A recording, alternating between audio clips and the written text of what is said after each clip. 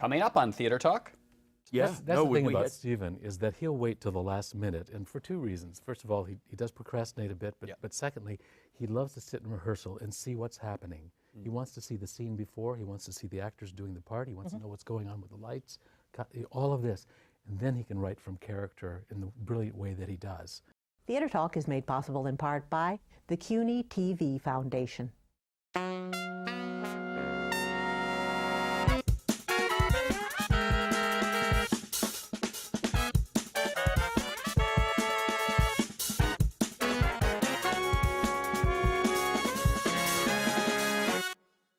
From New York City, this is Theater Talk. I'm the show's producer, Susan Haskins. And I'm Michael Riedel of the New York Post.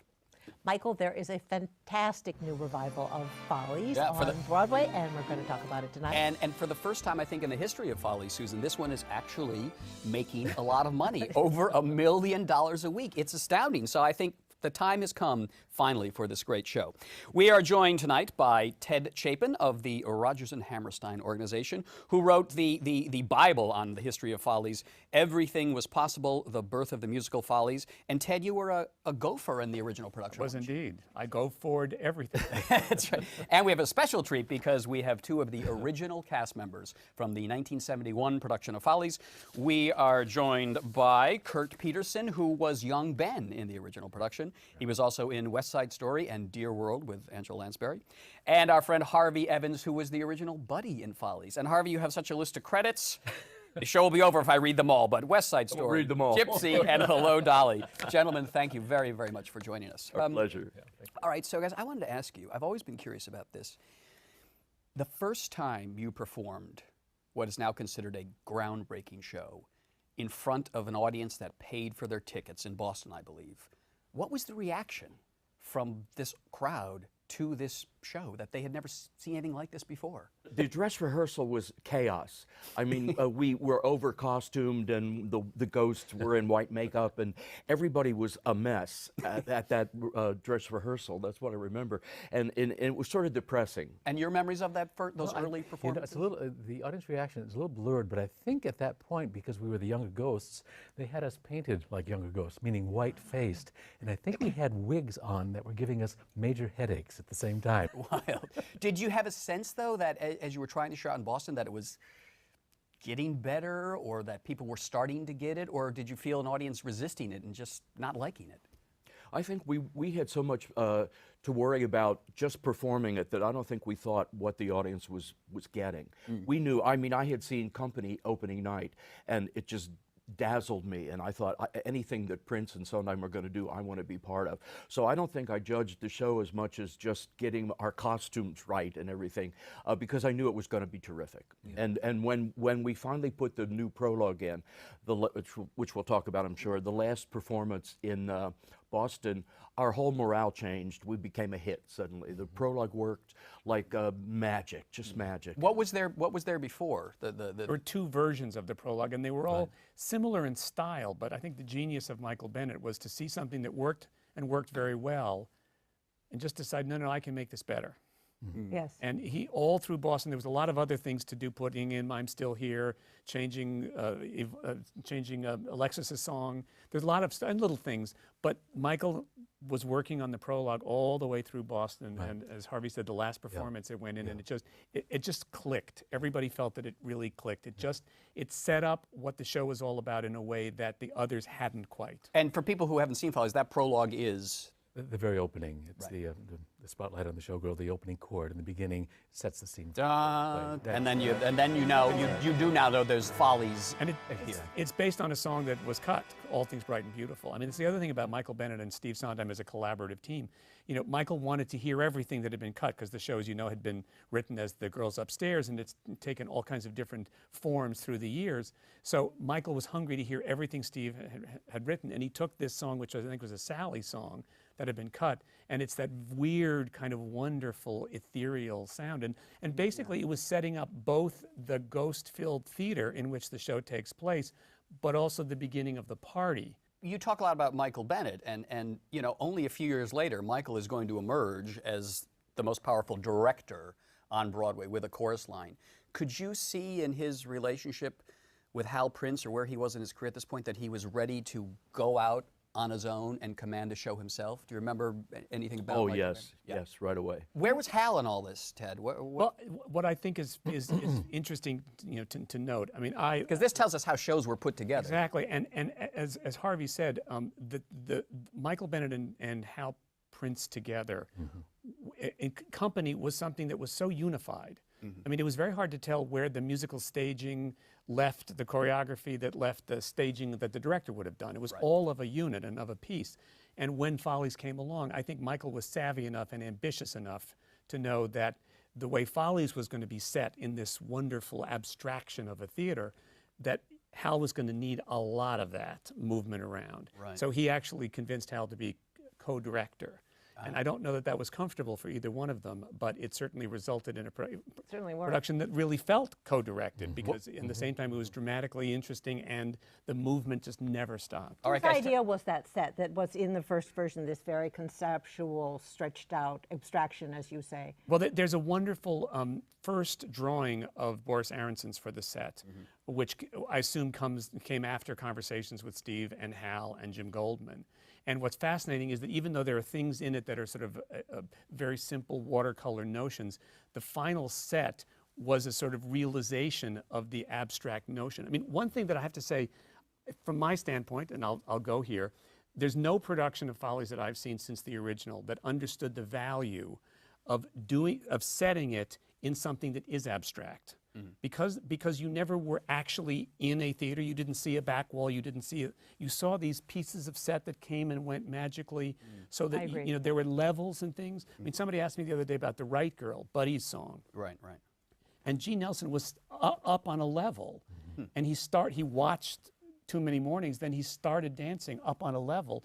And then part of the choreography was to start dancing up there and then dancing down a spiral staircase and staying up on a and then finally getting to the center of the stage. Now, tell us some of the backstage tales, guys, because I know this was not an easy show. Can you give us who was a real pain in the ass to work with of all these grand old ladies? Which one did you love? Which one did you avoid? Well, there's a good story that Ethel Chate was our favorite. We loved. And she played fantastic. She was Broadway Baby. Yeah, right. And Dorothy Collins we loved too. Oh, Dorothy Collins was. It was like Alexis and Dorothy were both very nice, but Alexis's door was closed. Dorothy's door was open all the time. So she was our mom. You know, if you had a problem, you went to Dorothy. You didn't go to Alexis. But Fifi was a little bit of a pain in the butt, especially because she couldn't remember her lyrics out of town. She had major problems with lyrics. I mean, they talk about Yvonne and Jean, but it was Fifi that. So wait, it was A Paris that Fifi? Yes, A Paris. Oh. But one time she came into the room and there was no chair for her, and she stood there like wanting someone to give her their chair, and Ethel Chate went, "Squattez-vous, Fifi." You're in your book. It's in the book, And, right? and Kurt, your memories of these great old ladies who must have had huge egos back there. Well, I think one of the genius parts of casting the original, and the thing that they couldn't do now, is the fact that 1971 did reflect, and these people lived in the vaudeville in those times. That's right. Ethel Chate was in Whoopi with Eddie Cantor. That's right. And the movie stars, Yvonne was the fading movie star from that era. Yvonne DiCarlo. And the song references that era as well. So there's a lot of genius in that. My favorite Ethel story is how she sort of embellished Broadway Baby. She was staged in a very, very sort of tight presentation of it, but pretty soon she started to move a little bit more, and then at one point, she says, "At my tiny flat, there's my cat," and she kicks the cat off the stage. I gotta laugh; it stays in. And Dorothy, she was our mother, but she was just she was Mother Earth, and she was just so special as a cheerleader for the whole company. And Alexis? And she was a little more frightened because I don't think she had as much stage time as Dorothy and as much singing time as Dorothy. So she was a little frightened, and I understand that. So she was, sad, and she wanted to be good. She was big. She had the red dress on. I want to talk about Steve. So these songs are classics now. Do you have memories of hearing the first time Steve Sondheim plays Broadway Baby for you, or I'm Still Here? I remember the first time we heard Yvonne sing I'm Still Here. I don't think we ever heard Steve sing it first, but that was absolutely mind-blowing. We were Really? sitting in the audience at the theater in Boston, and Yvonne kept postponing singing it for the company. Hal would say, "You got to sing it sooner or later. You got to, you know." So she said, "All right, I'll try," or something. And we were all just blown away. I mean, what can you say? Still hearing "I'm Still Here" is breathtaking, but that first time. Steve did a playthrough for all the songs that were written, I think the first day of rehearsal, you know, and Ted, because we go back and forth with a lot of things. We got little archives. And our song wasn't there yet. No, I have a script that said. We came in, we're looking for our lines in our song, and Well, there and was your nothing song there. wasn't, sorry. No, he hadn't written it yet when we started rehearsals. Oh, I see. And this is, are you doing your song here? Yes, we are. When Yes, the we camera. are. Oh, that's Loveland, right? Yes. And You're so, gonna love tomorrow, and love will see us through. Yeah, with Michael's choreography. Both songs that were not written. and they were written when you were going to rehearsals. Yeah, That's no, the thing we about had- Stephen is that he'll wait till the last minute, and for two reasons. First of all, he does procrastinate a bit, but secondly, he loves to sit in rehearsal and see what's happening. He wants to see the scene before. He wants to see the actors doing the part. He wants to know what's going on with the lights, all of this. And then he can write from character in the brilliant way that he does. And so a lot of the numbers are late to the party. And you said, did we realize that all the numbers were classics? I don't think when Stephen sings and does a playthrough, You can tell. you can tell right away. I don't know. If No, I You can't tell because Steve's not the greatest singer or piano player in the world. Frankly. No, but I think one of the things that was clear from the beginning, because he wrote what he refers to as pastiche songs and follies, because there's sort of the Kurt Weill song, there's the Irving Berlin Beautiful Girls, Right, sort of right. like Pretty Girls Like a Melody.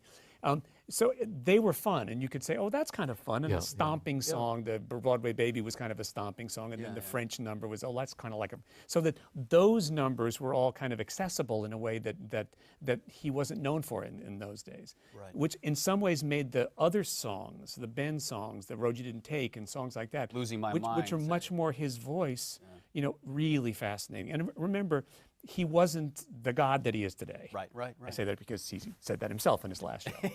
Yes. And so there were fans. He had fans, but they just learned company the year before.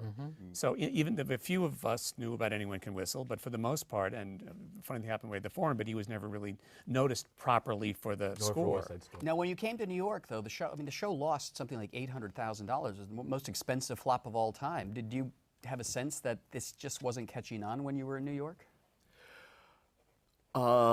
Yes, I guess we did because of the reviews opening night. I remember Hal reading Clive Barnes' review at the party, being really upset by the fact that it wasn't accepted. What's wonderful for us now is 41 years later, we're in a hit. Hey, Don't give up. But I have to say, too, about Steve, you, and this is from doing Older Buddy lately, but you learn more from his lyrics than you do from the book writer. Yeah. You can find your character in his songs so easily. He's just that good of a writer. Yeah. They've now, the book has taken knocks over the years, and I know Bobby Goldman, James Goldman's widow, has fiddled around with it and all that. Did you think the book was good in the original production, or was it a problem? Well, I have to comment on the book from being 63 years old. When I was 22, I was hired because I was half conscious. Those young people don't know the end. Yeah.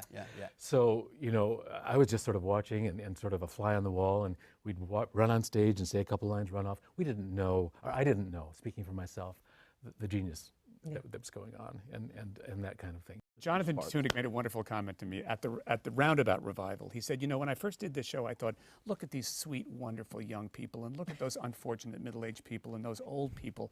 And then he did the revival. He thought, look at those callous youth and these sweet. He intends at some point to say, look at these sweet, wonderful older people, what lives they've led. All right, we got to wrap it up. Just one final thought. Do you remember the closing night performance? when Oh, you did? yes. They were what we called the Follies freaks. And they were people who, not just 5 times, 10, 12, 15, 20. They loved the show so much. They knew it so well, and they were so supportive, and they were there. It was just We couldn't hear where our entrance was supposed to be because of the applause. It was So continuous exciting. applause So exciting. for everybody that came on stage, and we're going, where are we? Where are we? Sounds like a hit to me. Absolutely. 41 years later, you guys are a hit. All right. I want to thank Ted Chapin from Roger and Hammerstein office, who wrote the indispensable "Everything Was Possible." Thank you, Michael. Bravo. Musical Follies. And great to have the original young Ben with us, Kurt Peterson, and the original young Buddy Harvey Evans. Thanks. Thank you all. Thank you for Thank having you. us. Thank you.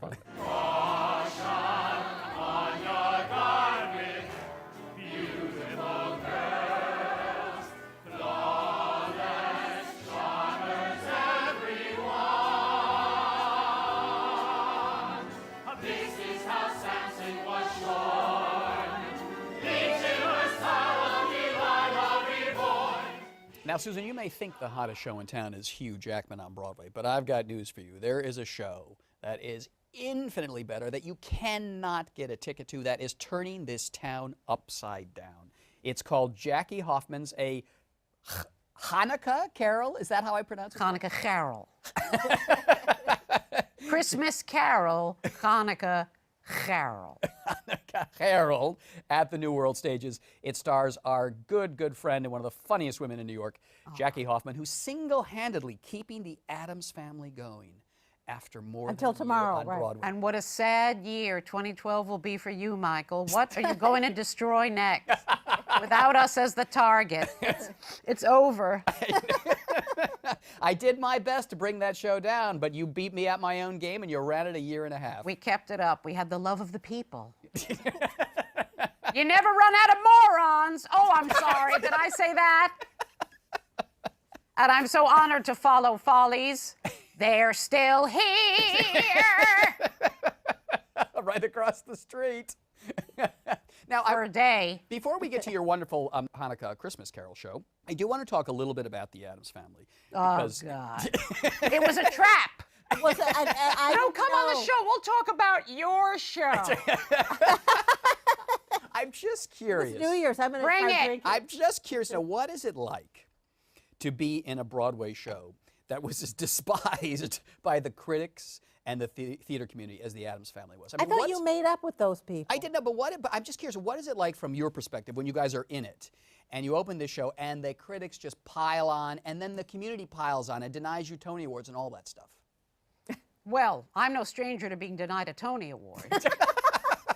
But it was a strange couple of weeks, like after, because in previews we got a lovely response from the audiences, and then after those reviews and after you did your little Nazi number, the audiences were not sure. What do we want to laugh, but we can't, not allowed. So it was strange for a while, and then it settled down, and people forgot about it, really. So I mean, I try to remind people periodically in my column. and thank you for that. But you have to thank Spider-Man for coming along. And Spider-Man Yes. Spider-Man came along and stole your- out-disastering us. That's right. And do you, I know Nathan Lane pretty well, and he strikes me as having kind of a gallows sense of humor about everything. Do you guys just That's kind of... why we got along so well. and you The just, only person who's darker than I am, Nathan, God love him. That's right. And you just soldier on through, and it's a job, and you've got people to entertain, and the critics are over. Yeah, well, it wasn't like working in a morgue. I mean, we had a good time. We made each other laugh. We still do. We make the audiences laugh. I mean, Brantley's not in the house every night saying, "I still hate it." It's people who are like, this is funny. That's your target audience, baby. All right, you're Jackie Hoffman's A Hanukkah Herald at the New Close World. enough, yes. At the New World Stages. You're playing many different parts in this. I You're playing am. Scrooge. It's a departure for me. It's my first foray away from the cabaret format, and it's a one-woman play, and I play all of the characters. I make a natural Scrooge for obvious reasons, and I even play Patrick Stewart as my own narrator. It's inspired by Patrick This was Stewart's inspired by, one-man that's right, his Christmas Carol. famous Christmas Carol that he won several awards for back in the day. How do you do the ghost of things yet to come in a hood? Well, it's a... Yes, that's visualized, and Patrick says, a faceless figure cloaked and draped. And then I express my relief, saying, you're the ghost of Hanukkah's yet to be, right? You don't talk? Good, one less character voice. So that's how we take care of that one. And what it gives me time to react. What got you thinking about doing this kind of a show? Did you really like that Patrick Stewart Christmas Carol years ago? I just thought it was a great idea, and my director and frequent collaborator, Michael Shirali, and I wanted to, let's do something different. And I just said, didn't Patrick Stewart do a one-man Christmas Carol? Why don't we? Because we've always wanted to, you know, there's so many of the, my life, then when I was 11, I knew I could sing and I knew I was gay. Who cares? So we've seen enough of these autobiographical, boring pieces of dreck, and we've never really touched on my life and gotten that personal. And so we wanted to do what was the most entertaining and funny, spectacular and unusual way we could do it, and ghosts of Hanukkah past, present, and future. So we tackle all this. It's kind of like a jazz singer meets Christmas Carol, you know, the neurotic Jewish conflict. Jolie, become a cantor. I can't, I love showbiz. Mwah! You know, we get that in. And, you know, the career, and you've done 3 big Broadway musicals, accumulating 12 total minutes of stage time. And then you get to the future, and in the future, we're going to do a reality show starring you. It's an ugly Betty meets ugly you, ugly Jew. And then it just gets incredibly grotesque and incredibly funny. There's 2 chorus boys for Broadway Cares Equity Fights AIDS who are going through my stuff. and it will be worth a lot more now since she's, you know.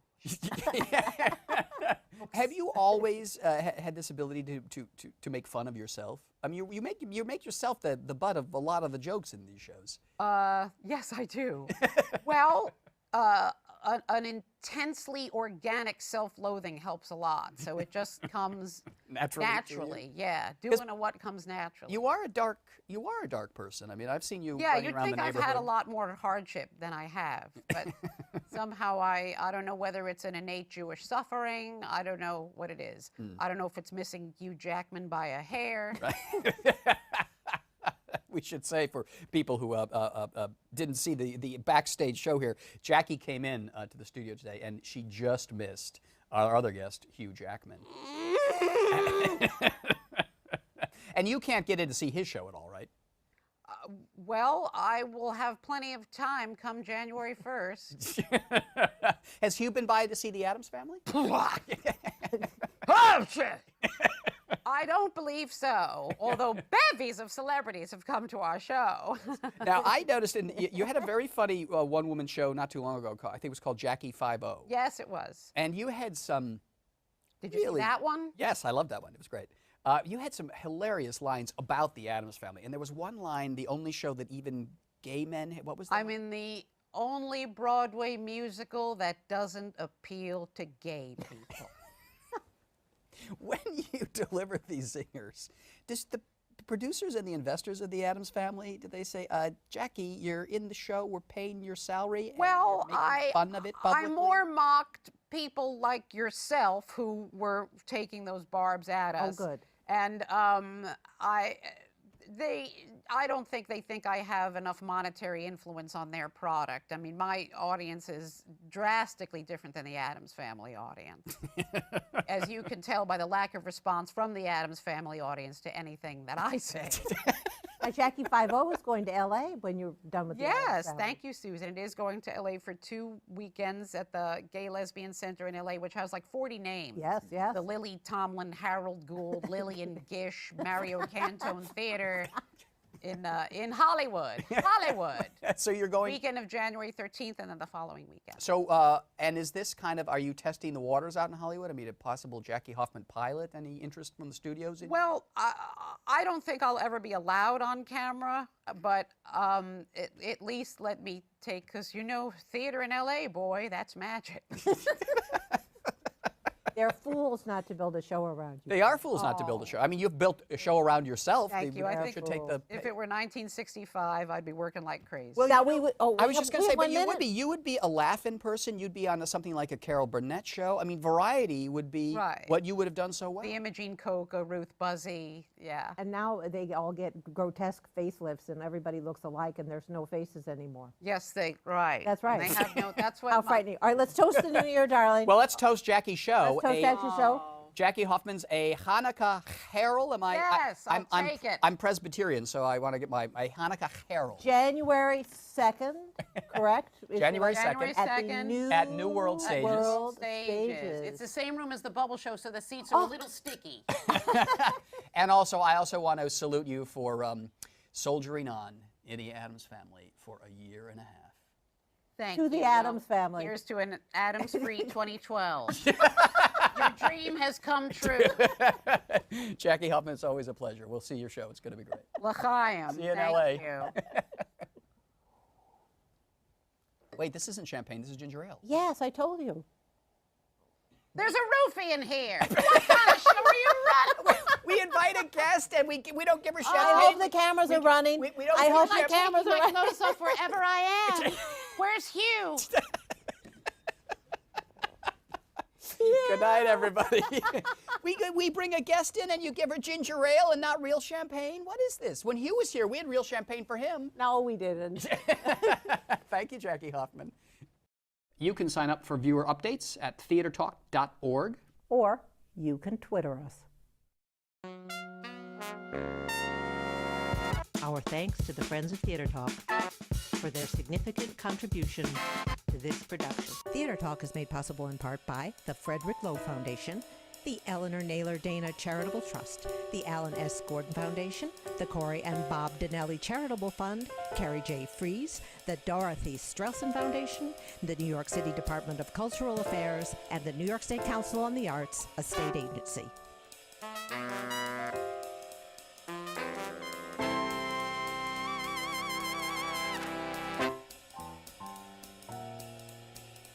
We welcome your questions or comments for Theater Talk. Thank you and good night.